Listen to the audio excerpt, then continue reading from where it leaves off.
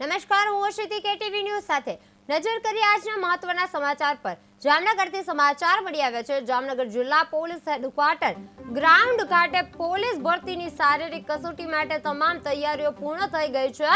Range IG Ashok Kumar Yadav, જિલ્લા police વડા doctor રવિ મોહન સૈની અને જિલ્લા 13 એસઆરપી ગ્રુપના સેનાપતિ કોમલ વ્યાસ સહિતના ઉચ્ચ અધિકારીઓએ આજે ગ્રાઉન્ડની મુલાકાત લઈ વ્યવસ્થાઓનું નિરીક્ષણ કર્યું હતું। 21 જાન્યુઆરીથી શરૂ થતી આ શારીરિક કસોટી આશરે 1.5 મહિના સુધી ચાલશે, જેમાં જામનગર પોલીસ હેડક્વાર્ટર ખાતે 42,000થી વધુ ઉમેદવારો ભાગ લેશે।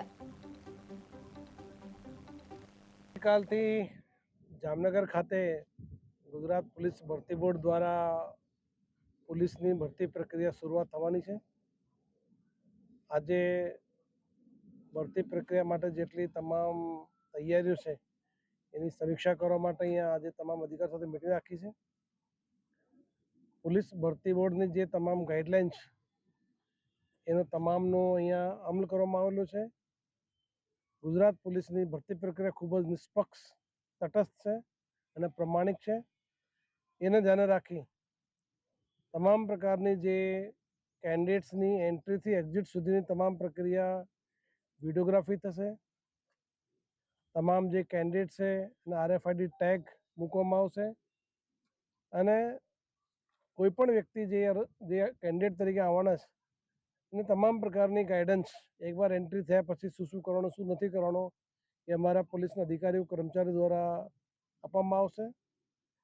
સાથે સાથે જે પણ કેન્ડિડેટ આવવાના છે એ કેન્ડિડેટ્સને રોકવા માટેની પણ વ્યવસ્થાઓ જામનગર શહેરમાં અલગ અલગ એજન્સીઓ, અલગ અલગ સમાજની વાડીઓ, ધર્મશાળાઓ, પોલીસના તમામ અધિકારીઓ દ્વારા, પબ્લિકના લોકો દ્વારા ખૂબ જ મોટા પ્રમાણમાં વ્યવસ્થા કરવામાં આવેલી છે, જેથી કોઈ પણ કેન્ડિડેટ અહીં આવતા હોય તો આને ભરતી પ્રક્રિયા દરમિયાન કોઈપણ પ્રકારની અવ્યવસ્થા ના પડે અને ખૂબ સારી રીતે ભરતી પ્રક્રિયામાં ભાગ લઈ શકે એ પ્રકારની તમામ વ્યવસ્થાઓ પૂર્ણ કરવામાં આવેલી છે। ગુજરાત પોલીસ ભરતી બોર્ડની જે સૂચનાઓ છે એનો કડકાઈથી અમલ કરવા માટે તમામ અધિકારીઓને સૂચના આપવામાં આવેલી છે।